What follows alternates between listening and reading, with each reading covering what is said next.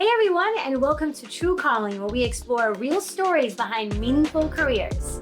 And today we're diving into a career that is all grit, heart, and purpose: social work.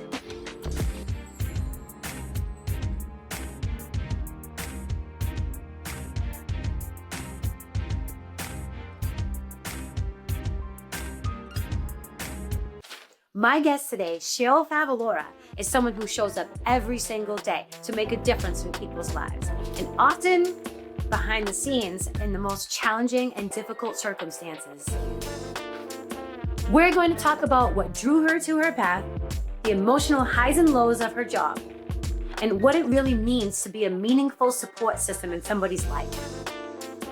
So whether you're curious about the world of social work or just looking for a story that reminds you of why people matter the most, you've come to the right place. Let's get into it. This is True Calling. Say hi, how are we doing today?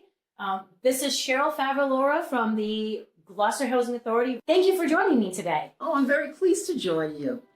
And how long have you been a social worker for? I've been a human service worker for over 40 years and probably been a clinical social worker 38 years. What made you decide to get into social work and working with the community? My adolescence and my young adulthood had a significant impact on why I wanted to be a social worker. I was very grateful for the significant people in my life who, when I was going through a lot of turmoil, I was quite a rebellious child, rebellious adolescent. That's hard to believe. That there were people in my life that kind of guided me on the right course. I frequently got off the path, but there was always somebody in my life, different people in my life that brought me back on the path. Yeah, those people are very important. We need those people in our lives. Yes, and I think that I was hoping that I could, maybe be a person like that for somebody else. I think if I look at some of my strengths, advocacy is definitely a strength. So I like to teach people skills. I don't like to do it for them. I will hold their hand and I will help them, but I really think it's best to teach them how to do it. Right, to kind of like help guide them and then take the training wheels off and let them go on their own so they can be self-sufficient. And they can always come back, and I can give them support in that another area or the same area, but at least empowering people is very important to me. What's a good memory? What is something that stands out to you that's happened in your career, a memorable moment, or a person that you worked with that you made a difference in their life? It was a very interesting case.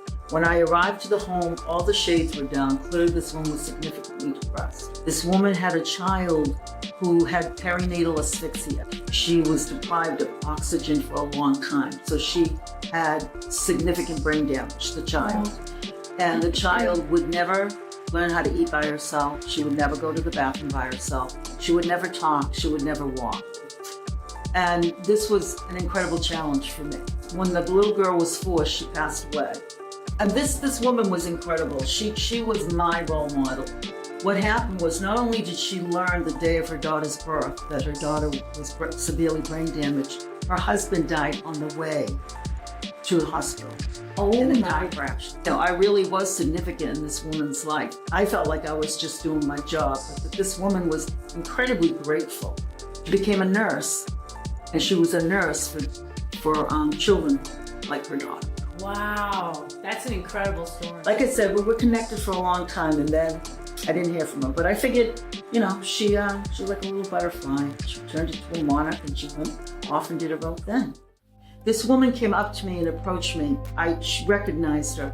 She says, "Do you remember me?" I says, "I don't remember your name, but I do remember you." She says, "I never was able to tell you then, but I really, you were a significant person in my life, and thank you for everything you did." That was heartwarming. 10 years later in a grocery store, something that I could hardly think what we did. She goes, "You were a very important person in my life."